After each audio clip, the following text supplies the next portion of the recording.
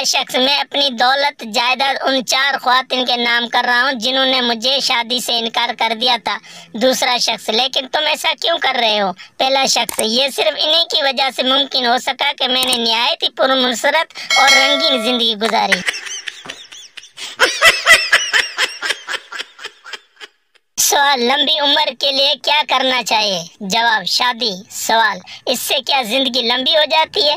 جواب: نہیں، پر زندگی لمبی لگنے لگتی ہے۔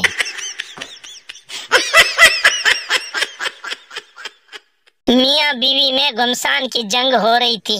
شوہر: اب میری زندگی کیوں عذاب کرتی ہو؟ نکاح کے وقت خود ہی تو کہا تھا کہ قبول ہے قبول ہے قبول ہے۔ بیوی: ہاں، وہ میری سنگین غلطی تھی۔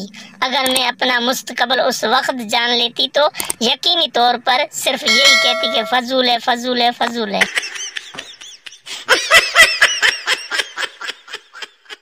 ایک آدمی وکیل کے پاس گیا اور کہا کہ میں اپنی بیوی کو طلاق دینا چاہتا ہوں، کتنے پیسے لگیں گے؟ وکیل نے کہا کہ 50,000 روپے۔ آدمی نے کہا کہ اتنے تو شادی میں قاضی نے بھی نہیں لیے۔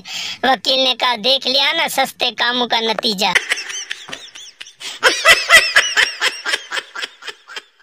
شوہر کو بے سرا گاتے ہوئے سن کر بیوی نے کہا: میرے ابا مرحوم جب گانا گایا کرتے تھے تو اڑتے ہوئے پرندے بھی گر جایا کرتے تھے۔ شوہر بولا: کیوں، کیا تمہارے ابا منہ میں کارتوس ڈال کر گایا کرتے تھے؟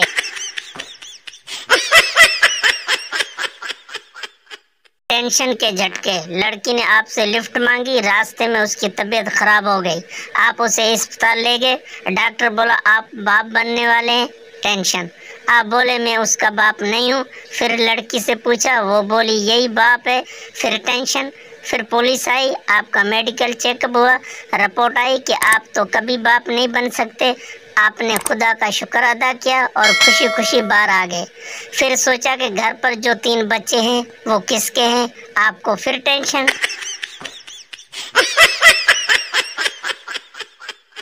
لڑکا: تم بہت خوبصورت ہو۔ لڑکی: تم بھی بہت ہینڈسم ہو۔ پاس سے ایک آدمی گزرا اور بولا: ڈیٹ سے فارغ ہو کے دونوں اپنی اپنی نظر چیک کروانا۔